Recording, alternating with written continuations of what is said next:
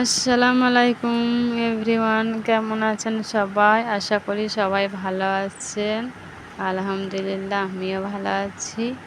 সকালে ঘুম থেকে উঠেই ব্লগটা চালু করেছি। আর এই যে এখন আমি যাব পায়রাকে চাল খাওয়াতে। যে পায়রাকে চাল খাওয়াতে বসেছি। আর এই যে পায়রাগুলো দেখো, রোজেরই এসে চাল খায়। তারপর থালা বাসন আছে, সেগুলো মেজে ফেলবো। মাজার পর থালা বাসনগুলো এবার মেজে ফেলবো।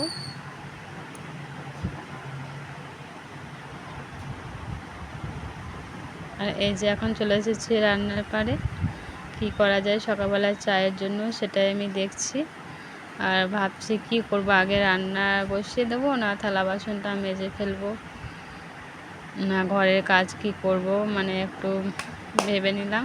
তারপর আবার এই যে মেয়ে ঘুমাচ্ছিল, উঠে পড়েছে, উঠে পায়রাকে চাল খাওয়ানোর জন্য বসে পড়েছে। এই যে পায়রাগুলো চাল খাচ্ছে। আবার আমি চলে এলাম বাথরুমের কাছে। থালা বাসন সব রেডি করে ফেলেছি। এখানে এই যে থালা বাসন গুছিয়ে রেখে এসেছি। এসে আমি একটু বাইরে ফুল গাছে পানি দিতে এসেছি। পানি দেওয়ার ফুল গাছগুলো এই যে একটা ফুল গাছ আছে, এইগুলোই আর কি পানি দেব। তারপর ভাতের চালটা ধুয়ে নেওয়া হচ্ছে ভাত বসানোর জন্য। যে ভাত বসিয়ে দিলাম, দুধ সাইডে দুধ হচ্ছে। আমি দেশলাই এখন ব্যবহার করি, মানে গ্যাস লাইট ব্যবহার করা হয় না অনেক দিন থেকে। তো এই যে এবার আমি চলে যাব ঘরে গিয়ে দেখি বাচ্চা নাকি করে। এই যে মেয়ে পড়তে বসে পড়েছে, পড়াশোনা করছে।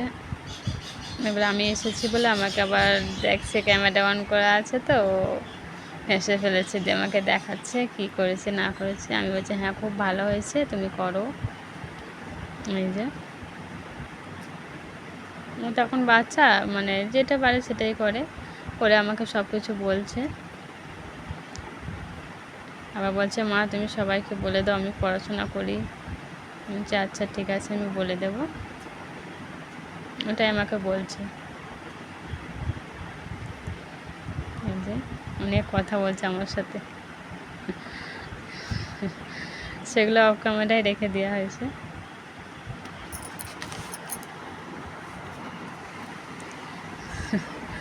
গল্প করেই যাচ্ছে গল্প।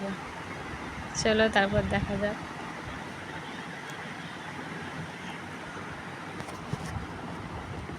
এই যে জামা কাপড়গুলো আছে, তো ভাবছি জামা কাপড়গুলো কেচেই তাহলে ফেলে। মেয়ে পড়তে বসে গেছে যেখানে, তো ওরা আবার ডিস্টার্ব করছে ছেলেটা মেয়েটাকে।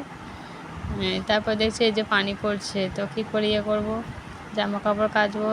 তো জামা কাপড় কাচা তো হবে না আজকে, সেরামি অবস্থা। তো সারাদিনই পানি হয়ে গিয়েছিলো, টিপটা জামা কাপড় এরকম পরেই ছিল। মানে জামা কাপড়গুলো ছিল, মায়ের বাড়ি গিয়েছিলাম তো সবই তোলা করা জামা কাপড়। আর এই যে তারপরে ঘর পোছা করা সব কমপ্লিট হয়ে গেছে, দুধটাও হয়ে গেছে সাইডে। তারপর সব কাজ কমপ্লিট করে এবার চা নিয়ে বসে পড়েছি। এই যে সব চা পানি খাওয়া হচ্ছে। চা ডিম সেদ্ধ করা হয়েছিল। আর এই যে আবার এসে হাই দিচ্ছে।